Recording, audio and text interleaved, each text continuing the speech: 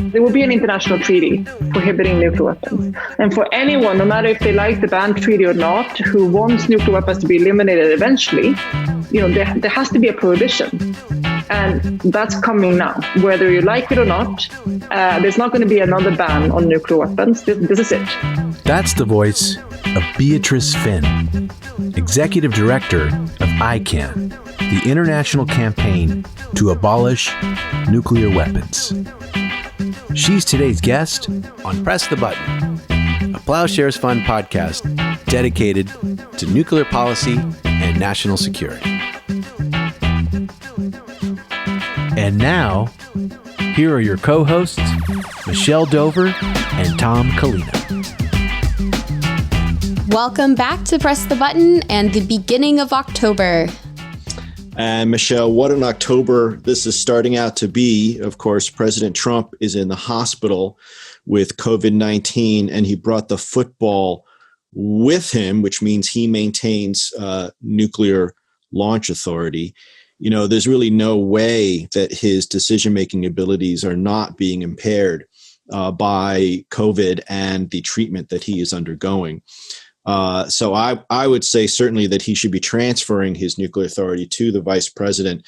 But of course, ultimately, the answer to this is that there shouldn't be sole authority. Well, we get started on it today in the early warning segment where we cover this, along with the recent news about talks between the U.S. and Russia on extending New START, as well as the relationship between North and South Korea following the shooting death of a South Korean citizen.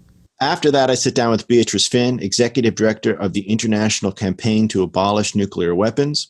They won the Nobel Peace Prize for promoting the ban treaty, the treaty to prohibit nuclear weapons, which passed at the United Nations. 46 states have now ratified that treaty. Once 50 do, the treaty will enter into force after a short waiting period. So exciting times, and Beatrice joins me to talk about what will happen when the treaty does enter into force, and the important role that America's allies can play in reshaping the way we think about the bomb. And finally, I answer a question about why states tend to get atomic bombs before hydrogen bombs on this week's Q&A segment. Remember, if you want your question answered on the air, tweet or DM us at PressButtonPod or send us an email at pressthebutton@plowshares.org. We can't wait to hear from you. And as always, please click subscribe to give us a rating. And with that, let's get to today's episode. The clock is ticking. And now, early warning. A 7-minute synopsis of this week's nuclear news. Thanks, Del. Today, I'm joined by Pranay Vaddi, a fellow in the nuclear policy program at the Carnegie Endowment for International Peace, who has just co-authored a report with Dr. James Acton called A Restart for U.S.-Russian Nuclear Arms Control, Enhancing Security Through Cooperation. And I'm joined by Dr. John Carl Baker, Senior Program Officer and Nuclear Field Coordinator here at Plowshares Fund. Thank you both for joining. Thank you. Thank you. As you know, we have 7 minutes to cover the week's nuclear news, starting now. Pranay, the next round of U.S.-Russian strategic stability talks just wrapped up in Helsinki. As we wait for news, why haven't the two sides agreed to an extension, since it wouldn't take much to do and they're already complying with the agreement? So I think there's been what feels like a really long history in just a few months, which I think probably is a story of 2020 and the summer we've all had to this point. The U.S. came in with some pretty strident demands, conditions to even entertain the idea of extending New START. I mean, it's worth mentioning that at first, the United States government and the special envoy for arms control, Marshall Billingsley, made it very unclear that they did not like New START. They wanted to have a new verification regime because they felt previous treaties like the START 1 treaty had stronger verification measures.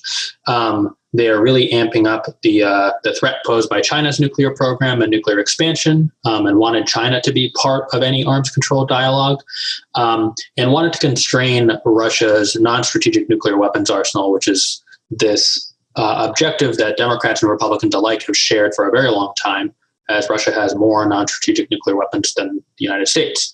Now, in laying out these conditions, it became very clear after President Trump and President Putin spoke in July that the two sides were interested in getting a deal done, but the U.S. position to this point didn't allow for a deal to happen.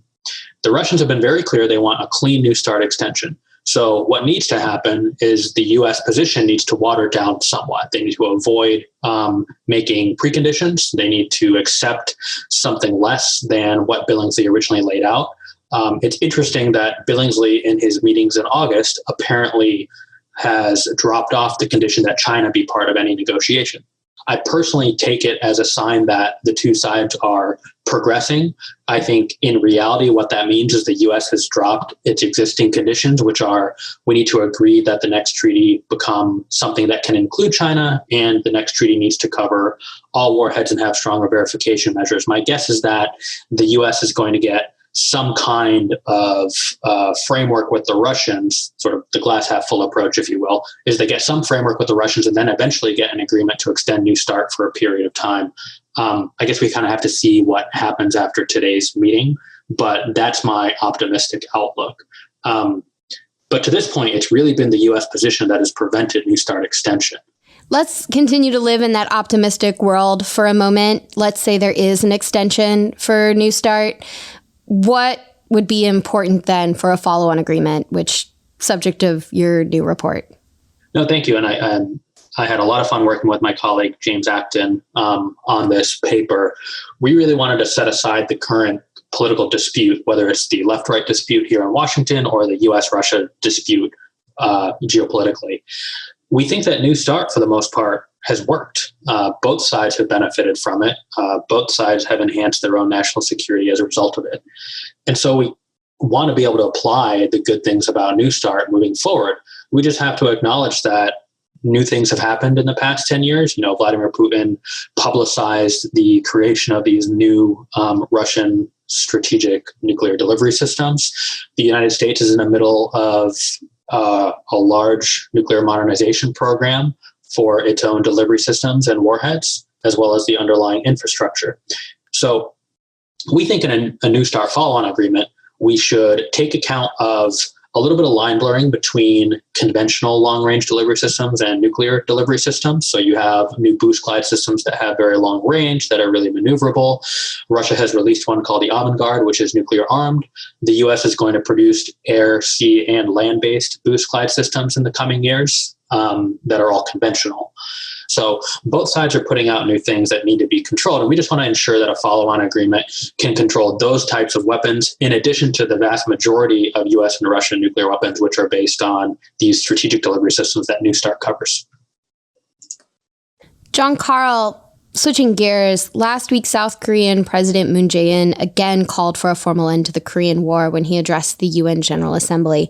This actually happened the same day North Korean soldiers shot and killed a South Korean Fisheries Department employee who appeared to be trying to defect to North Korea. Kim Jong-un later apologized for the shooting. Does any of this indicate a warming of relations between the two Koreas? Not necessarily. It's certainly positive that Kim Jong-un apologized, but so far we haven't really seen any actions beyond that apology. And right now the South Korean government is asking the North to join them in a joint investigation of the incident, but the North hasn't responded at all yet.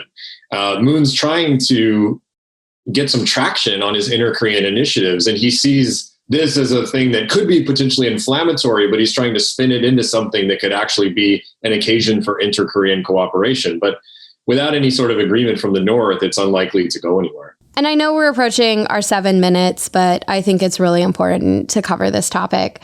The U.S. media is right now focused on President Trump's health, given his recent COVID diagnosis. And this has raised concerns about presidential succession and the nuclear football, since the U.S. president has sole authority to launch U.S. nuclear weapons, and there is conflicting information about the president's health. Could anything be done to reduce these risks or this confusion? There certainly are things that could be done. I mean, the core root of the problem is that the president does have sole, unilateral, exclusive authority to launch nuclear weapons. And there's a variety of proposals to make that process more democratic, to make it spread across a different larger number of people. It wouldn't even have to be a huge number of people. I mean, even 2 or 3 really would be an improvement over the current system. And it would take out that mystery factor of what is really going on with the president, who's in charge here, who has the control. We wouldn't really have to worry about that if the system was reformed in even a kind of minor way. The only thing I'll add, and I think John made really good points, he touched on this, there's so much opacity right now with how this decision-making process works. And you can understand that during the Cold War, the heights of the nuclear competition, there was a reason to try to keep everything as close to our chest as possible, just like the Russians did, the Soviet Union did. I don't think that's the case anymore. I don't think ambiguity and opacity is really benefiting the U.S. I don't think it leads to credible deterrence if that's what the U.S. government really wants. And it certainly doesn't put us at ease here in the general public that there's a firm hand on the wheel when it comes to how a launch order could be arrived at, whether it would be legally arrived at, and how it would be communicated.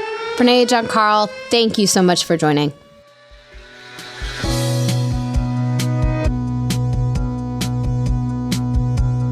Welcome. We have an exciting guest with us today. Beatrice Fihn is no stranger to Plowshares Fund community. She is the executive director of the International Campaign to Abolish Nuclear Weapons, otherwise known as ICAN. This is, of course, the coalition that worked tirelessly to promote the ban treaty. ICAN won the 2017 Nobel Peace Prize for its work, and Beatrice accepted the prize and delivered the Nobel Lecture in Oslo on behalf of the campaign. Beatrice, it's so great to have you here. Thanks for being here. Thank you, Tom. It's really nice to be here. It's great to have you back because, of course, it's been 3 years now. A quick 3 years. Well, it depends on how you experienced it, I guess. But 3 years since the pact was negotiated in 2017. And now there are just 5 ratifications shy of the 50 needed to take effect. Am I right on that number? 5 to go? Yeah, exactly. We got Malta just this past week. So we're getting very, very close now. So 5 to go. And of course, as people will remember, delegates from 122 countries, nearly 2/3 of the UN membership, participated in the negotiations for the treaty. 84 nations signed it. 45 have ratified, so 5 to go to the magic number 50. And in an effort to close that gap, ICAN just released a letter with 56 former prime ministers, presidents, foreign ministers, and defense ministers from 20 NATO countries, as well as Japan and South Korea. I found this letter fascinating. The letter supports, of course, the treaty, points to the coronavirus pandemic, which the UN has called the greatest challenge in its history. And the letter states, quote, "We must not sleepwalk into a crisis of even greater proportions than the one we have experienced this year," unquote. 2 of the signers are former secretaries general of NATO, and 5 of the countries represented on the letter, Belgium, Germany, Italy, the Netherlands, and Turkey, host American nuclear weapons on their territory and would therefore be required to remove them if they joined the treaty. So I really want to explore with you this NATO angle that you're taking.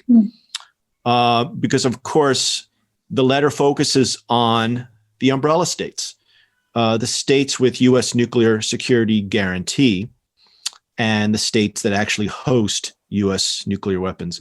So give us a sense of why you focused on these states, the unique role these states play, and how you are approaching them now.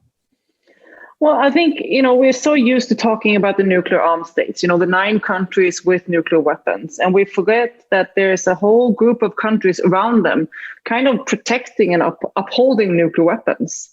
And that's the countries that are endorsing nuclear weapons. They might not have them themselves, but they are part of exercises, part of being prepared to request these weapons to be used. And they play an extremely important role in legitimizing nuclear weapons and encouraging the nuclear armed states to have nuclear weapons. And I think we've seen that in the past where, for example, during the Obama administration, when they were talking about no first use policies and things like that, there were some of these allies who actually stopped that or discouraged that from happening. So I think that these countries play an enormously important role in our effort to achieve the elimination of nuclear weapons. And we wanted to focus on them because we, for example, in our work in ICANN, in our partner organizations in these countries, we know that the public support the Treaty on the Prohibition of Nuclear Weapons. The public don't like having nuclear weapons, in particular in the countries that host them, Germany, Belgium, Turkey, Netherlands, and Italy. But the leadership, the politicians have so far not, rejected these weapons and continue to kind of argue that they are necessary, but at the same time also being a little bit ashamed of it. We can see in public messaging that they're not really comfortable with admitting that they are prepared to participate in the use of weapons of mass destruction on civilian populations. It doesn't really rhyme with their national identity. So really the idea of the letter was just to kind of show that this is not just the public. This is also former leaders that have been in that position of power, that know very well what nuclear weapons are, that know what it means to support a treaty prohibiting nuclear weapons, and know what the security guarantees that nuclear weapons cause, really means. And they are willing to support this treaty. They are identifying the current situation with the risk of nuclear use as extremely dangerous and a security threat. They're seeing the crises that we're facing, climate change, the corona crisis, as real threats that cannot be solved with nuclear weapons. And they are encouraging their governments to join this treaty. And I think that's a really important sign. And now, obviously, these are former politicians. And I'm not going to hide that it's very easy for former politicians to say the right things. We have a lot of those that do that all the time. And I would obviously prefer that they would say the right things when they're in power. But I think it's a sign that even two former Secretary Generals of NATO are supporting this treaty at this point. And it's a sign that things are changing. Indeed. Now, the ban treaty itself would prohibit nuclear hosting, correct? Mm-hmm. But it would not prohibit U.S. nuclear security guarantees. Is that correct? Well, it prohibits assistance and encouragement with the use, development, and threat of use to use nuclear weapons. So it would be prohibited to sort of actively engage in nuclear weapons, sort of upholding nuclear weapons and threatening to use nuclear weapons. And the way that we interpret it, that a country that joins this treaty does not have to leave NATO. It can be an ally to the United States. It can participate in military operations, but should not be involved in using nuclear weapons. It should not be involved in threatening to use nuclear weapons, and it should not request nuclear weapons to be used on its behalf. And this is the conversation we've had with leaders in these countries, is that we would require these countries to say that they don't have to say that the US should get rid of its nuclear weapons, but they need to say that we will not request nuclear weapons to be used on our behalf. We will not have nuclear weapons on our territory. We will not be involved in it. So could a country like Germany sign the ban treaty, stay in NATO, and renounce or refuse to host nuclear weapons, even though the NATO alliance is a nuclear alliance? Yeah, if Germany on a national level does not involve itself and its military in nuclear weapons related operations. And of course, this is a treaty, and the treaty is quite explicit, and these terms, assistance, encouragement, it has meaning under the Chemical Weapons Convention, Biological Weapons Convention. These are sort of legal terms. So you have definitions of that, but it still will be implemented on a national level. So it's also up to the government to look at these terms, how they've been used in treaties, and look at its own activities and define which activities are okay and which are not okay. Now, when you look at the NATO states, which ones do you feel you might have the earliest, this is a long-term struggle, of course, but which ones do you feel you might have the earliest success, or there's the most potential to get on the ban treaty? I think there's several countries that have a very long tradition of being leaders on disarmament treaties. Obviously, a country like Germany, for example, plays a very fundamental role on that in Europe. It's been a country that was also very threatened by nuclear weapons during the Cold War. These kind of exercises where the US and Soviet went to nuclear war, you can see those maps, historical maps of how they were planning to play out those wars. Germany is basically gone. And that was like in large part why, European countries like Germany has been so strong on issues like the INF Treaty. It was meant to protect European cities and European countries.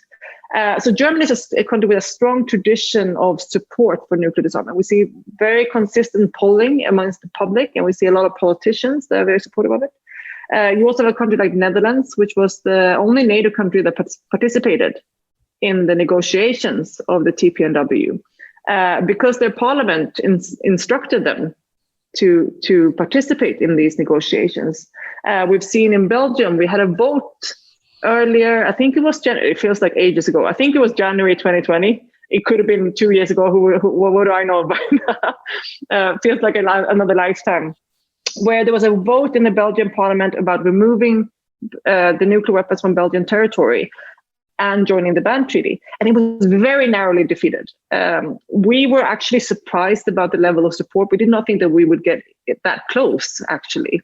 So I think that was very positive. We also seen in Spain, when the Social Democrats and the left-wing party negotiated a government agreement, they agreed to join the treaty.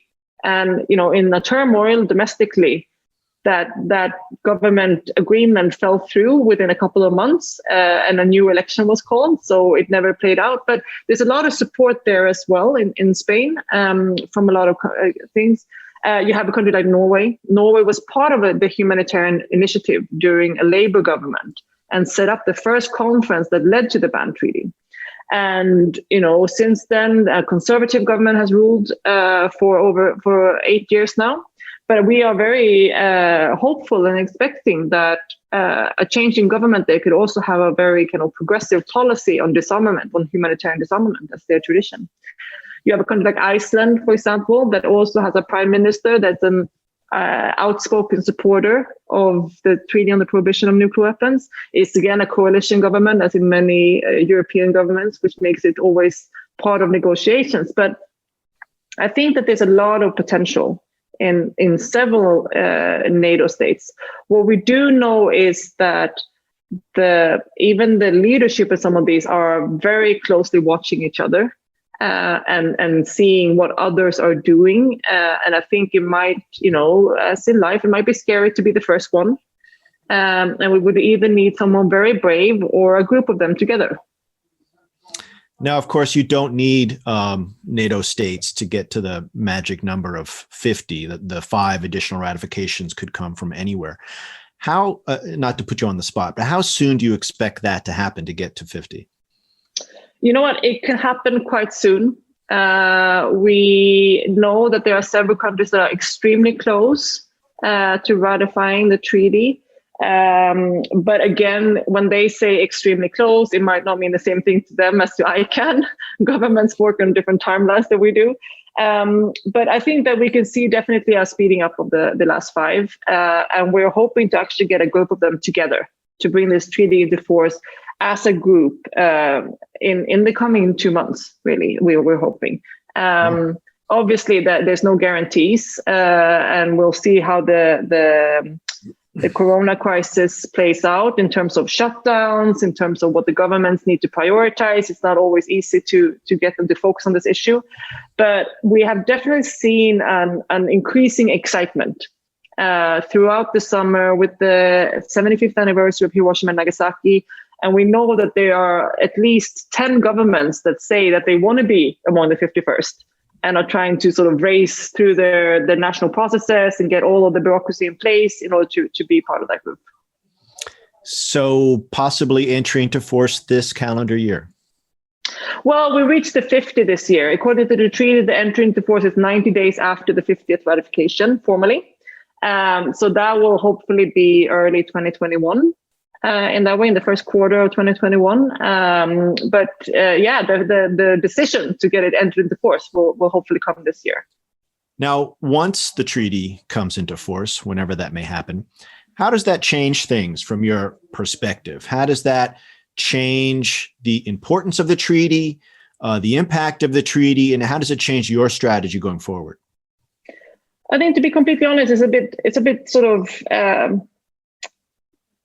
split feelings about this, because in one way it's enormously important. It's the first time there will be an international treaty prohibiting nuclear weapons, and for anyone, no matter if they like the ban treaty or not, who wants nuclear weapons to be eliminated eventually, there has to be a prohibition, and that's coming now, whether you like it or not. There's not going to be another ban on nuclear weapons. This is it.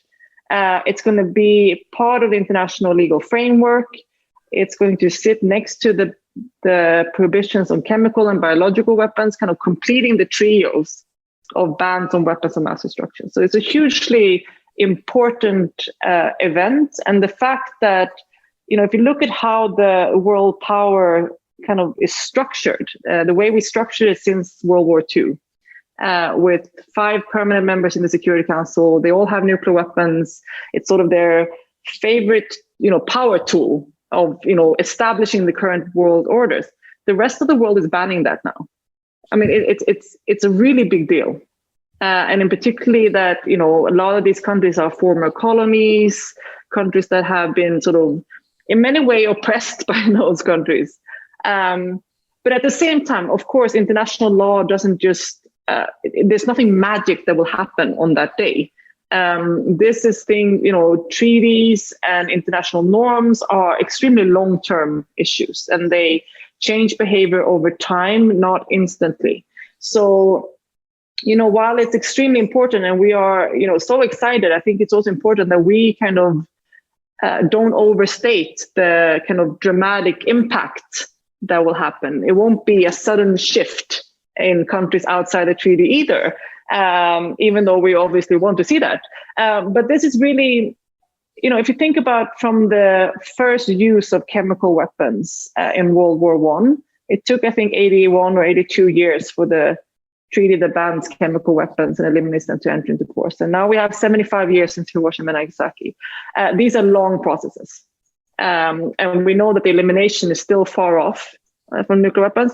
But for us, this is really marking the starting point of shifting our perspective on nuclear weapons and making this a weapon that is actually banned by international law, and starting to unpack that sort of 75-year of brainwashing that these weapons are legitimate and make sense and are completely rational. There's a lot of practical impact for the countries in the treaty. And, things like the legal obligations under the treaty, both in terms of declarations and national implementation.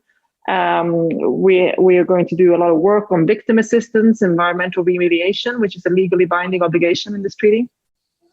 And then we're hoping that it will have direct impact on things like parliamentary support, the supports that we have from local governments, such as cities. We're really hoping to focus a lot on the divestment side. How do we, we see a lot of banks and pension funds reacting to the treaty by putting in place policies that stops them from investing in nuclear weapons producing companies. We're working with American universities, for example, to sort of showcase that what they are doing now, some American universities in research around developing nuclear weapons, is now going to be prohibited by international law, and that's a reputational damage. So I think it has a lot of these kind of possibilities for changing behavior and influencing things. Now, of course, I'm sitting here in the United States, and not to be too egocentric about it, but what role do you see the ban treaty playing in potential future U.S. decision making? Well, I mean, I think that if we see, we see an election now coming up in the U.S., and without overstating, I guess all of us were hoping for a new president come end of January. And that president will enter a world where nuclear weapons have been banned by international law, and a world where the U.S. itself has unraveled a lot of treaties and multilateralism, and the rest of the world is moving on in other directions. So I do think that there will have to be a readjustment from a new US administration. I think that we're really aiming to shift public opinion with this treaty as well in the US, to use it as a tool to question investments in nuclear weapons, the spending, the government spending on nuclear weapons. I think we have a huge opportunity now with the current health crisis to really reevaluate what national security is, and not just with the corona crisis, but also with the Black Lives Matter campaign. Whose security are we talking about? Who gets to decide what protects us, and who gets to raise awareness of what actually harms us? So I do hope that this treaty can contribute to a conversation where you see really positive momentum in other parts of the world. And you see this kind of new emergence of a conversation where nuclear weapons are unacceptable and delegitimized and stigmatized. And that can really encourage some more progressive US decision making. We have no kind of naive hopes that a US position on this issue would change rapidly. But I think that with for example, a Biden administration, we know that there will be more interest in collaboration in international law, more interest in multilateralism and looking at reductions maybe, and kind of returning to an arms control agreement. And if this treaty can then kind of set a higher pace and increase expectations on that, I think that will be really a positive impact.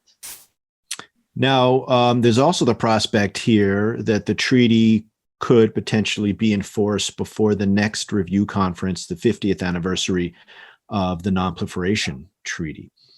What effect do you think that the ban treaty might have on that gathering next year? Yeah, we don't really know yet when it will be held. It's proposed for January, but also we hear from a lot of governments that they absolutely want to meet in person and not online, which will complicate things. So I think we have to wait and see when it happens. But in either case, no matter when it happens, I think it's clear that the NPT is a really essential treaty that has the support of almost all governments in the world. It's implementation. I know a lot of people love to talk about how the NPT is in constant crisis and it's really dangerous, but it's an extremely successful treaty. It has really curbed proliferation. No treaty is flawless. No treaty works perfectly. But I think as a whole, if you look at where the world was before the treaty and where it was heading and where it is now in terms of proliferation, I think it's been extremely successful. And the treaty has as an objective the elimination of nuclear weapons, and that governments should, not just the nuclear weapon states, but all governments under the NPT should negotiate multilateral nuclear disarmament. And that's basically what the TPNW is. It's an implementation of that. And I think we're living in such a multipolar world where we cannot expect 190 governments to move at the same time. So right now we have 45 governments that are moving faster than others and in implementing their NPT commitments, and that's great. And one country at a time, we hope to bring them up to that level of joining the TPNW. And I think that's it shouldn't be seen as undermining the NPT or destroying anything. I think if you don't want proliferation of nuclear weapons, having countries committing to banning them forever, under no circumstances having them, that's a good thing. That it has to be a good thing. And in many ways, I think that the way we talk about this is a little bit like if you think about the Paris Agreement and climate change. The NPT is a little bit like the climate change Paris Agreement. It sets the goal. It's there. We're going to do this. We don't really know how, but we have this objective. And the TPNW is really like a way to kind of operationalize that and implement it in the same way as we need something on climate change to really get to the core of the problems. What are we actually going to do to reach this goal? So that's how we see it, as something that could be helpful. The main challenge facing the NPT for the review conference, it's not the TPNW. It's the fact that the 5 nuclear armed states are modernizing and upgrading their arsenals, are unraveling their kind of existing measures that they have to cap their nuclear arsenals. and our, increasingly, threatful rhetoric around nuclear weapons, and have not implemented their NPT commitments. I agree with you 100% on that. And last question, if I might. ICANN and your partner groups have been organizing around the world, seeking additional support and ratifications. How has the pandemic affected your work? Well, I think as everyone, as it hit here in Europe and here in Geneva, and particularly we're very close to northern Italy, it's just across on the other side of the city, almost here. It really became apparent in early March that this was going to be very bad, and really impact our work hugely. And of course, everything was shut down pretty much. And I think everyone who worked on nuclear weapons issues, I think felt a little bit, how do we continue working now, right? Like the world is in a pandemic. I felt personally really lost at moments and just sort of like, is there even any point of working right now? Like, what do we do? How is the world going to look like in 6 months? But I think after, by the sort of mid and end of April, people, human nature is to also adjust to almost anything.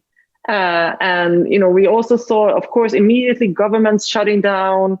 No one was returning phone calls or emails. And then after like 2 months, people find ways of doing the work anyway. There's obviously been a huge amount of Zoom calls and online conferences.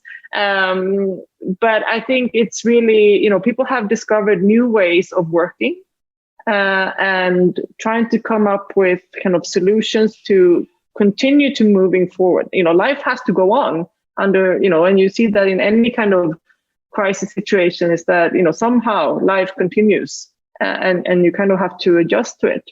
And I think one of the really unique things about this current moment is that it really hits home some of the points that I feel like we've been making from the beginning. How you cannot use weapons to fight today's urgent threats. How we are extremely connected and threats will not stop at borders. We cannot stop them from spreading across the whole world. And what one country does on the other side of the world, the healthcare system in one country has a direct impact on my security and my health and my safety. And I feel also like this has been this big moment in the world where we, I think for the first time ever, all kind of experience the same thing at the same time. And I think that has some things that we should take advantage of, this kind of outpouring of empathy and support. I mean, obviously also very negative things. I mean, a huge economic crisis. We see a massive kind of conspiracy theory, false information being spreading. But I also think that people have really, I can see a huge moment where people understand that we need to be taking care of each other. And the best way of protecting each other is through prevention, through kind of caretaking, not through threatening and bullying. And I don't think it's a coincidence to see that the countries that have been quite unsuccessful in dealing with this pandemic are also leaders that, these kind of macho leaders that shows no weakness, and I'm doing quotation marks when I say that now. And instead, the leaders that have succeeded are the ones that care for their people. I think that it's been obvious that healthcare is a security issue.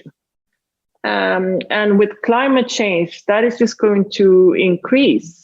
So, we really do need global solutions. And I do think about this a little bit in the way that, World War II drastically changed our world in terms of the institutions we built, the laws that we built.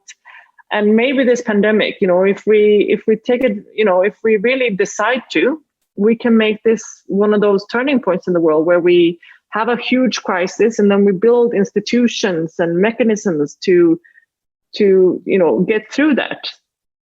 So it's obviously a really worrying time and extremely stressful, and so many lives have been lost and such drastic economic crises. But I also think that it's, it really brings home, ICANN was funded by doctors, that, we need to protect people, not power structures. Beatrice, thank you so much. I could keep talking to you for hours, but unfortunately, our time is up.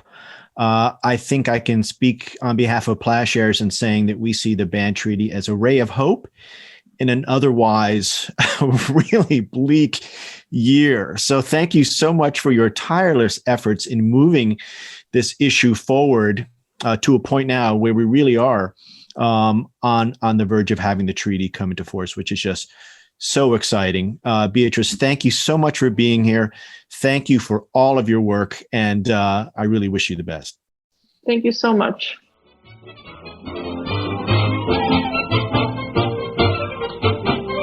Letters, we get letters, we get stacks and stacks of letters.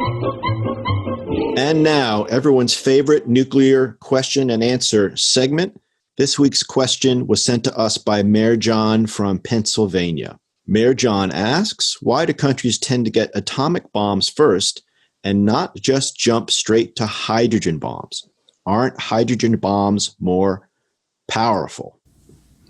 It's an excellent set of questions, and I'm going to start with the second one first. And, you need to think about the differences, first of all, between the atomic bomb and the hydrogen bomb. An atomic bomb is fueled by the splitting of uranium and plutonium atoms in a process known as fission. A hydrogen bomb starts with the fissioning of uranium or plutonium that then triggers the fusion of two other isotopes of hydrogen called deuterium and tritium. And this process, which is actually seen in stars, produces exponentially larger explosions. The plutonium bomb dropped on Nagasaki produced roughly 21 kilotons of energy, while the Tsar Bomba, a hydrogen bomb, and it's the largest bomb ever exploded, produced a 50 megaton blast. So yes, hydrogen bombs are more powerful. But to get back to your first question, why do countries tend to get the atomic bombs first? As I described it, right, you have to master the principles of the atomic bomb, that fissioning process, in order to get to the second process of fusion. So in that sense, when you're working with material like plutonium or uranium that is difficult to get in large quantities, you are definitely going to start with the most necessary and in some ways simplest procedures of making sure that you have the atomic bomb before you can then go on to the hydrogen bomb. There's also a couple other elements to this, I would say. Hydrogen bombs are more difficult to make than atomic bombs, and they're also lighter in weight, which means that they can travel farther, usually on top of a missile. And so then when you think about, okay, you have a country that's developing a hydrogen bomb, they also are typically going to be developing the delivery systems so that they could use this bomb. So that's why when you see, reporting on, North Korea's nuclear weapons program, you're not just seeing reports about what they're testing in terms of their nuclear weapons. You're also seeing tests about their missile system and where they're at in that process of having a delivery system for a hydrogen bomb. So to answer your first question, it's primarily scientific and technical reasons that a country will pursue an atomic bomb first, but they will often then pursue the hydrogen bomb because they are looking for that more destructive power. Another week, another question. Thanks, Michelle, and thank you, Mayor John. And remember, if you would like to get your question on the air, tweet or DM us at PressButtonPod or send us an email at pressthebutton@plowshares.org.